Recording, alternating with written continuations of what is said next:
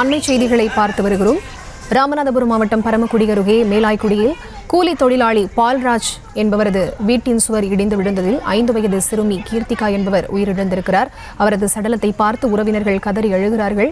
இது தொடர்பான முழுமையான விவரங்களோடு இணைகிறார் எமது செய்தியாளர் மாரிமுத்து. அவரிடம் பேசலாம். வணக்கம் மாரிமுத்து, இந்த விபத்து எப்போது நிகழ்ந்தது? வணக்கம் பாரிதா. ராமநாதபுரம் மாவட்டம் பரமக்குடி சுற்றுவட்டார பகுதியில் நேற்று நள்ளிரவு முதல் பெய்த தொடர் மழையால் மேலாய்க்குடி பகுதியில் யாதவர் தெருவில் வசிக்கும் கூலி தொழிலாளியின் மகள் பால்ராஜ் என்பவர் ஒட்டுமொத்த வீட்டுச் சுவர் மழையால் அதிக ஈரப்பதம் வெளிப்பகுதியில் இடிந்து விழுந்தது. அந்த நேரம் பால்ராஜின் மகள் கீர்த்திகா கழிப்பறை செல்வதற்காக நடந்து சென்ற பொழுது கீர்த்திகாவின் மேல் விழுந்ததில் சம்பவ இடத்திலேயே பலியானார். அதன் பின்பு சிறுமியின் உடல் மீட்கப்பட்டு பரமக்குடி அரசு மருத்துவமனையில் பிரேத பரிசோதனைக்கு அனுப்பி வைக்கப்பட்டுள்ளது. இது குறித்து எமலேஸ்வரம் போலீசார் விசாரணை செய்து வருகின்றனர்.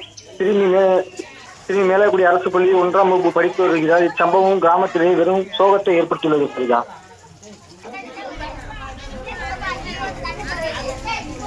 விவரங்களை வழங்கியமைக்கு நன்றி மாரிமுத்து.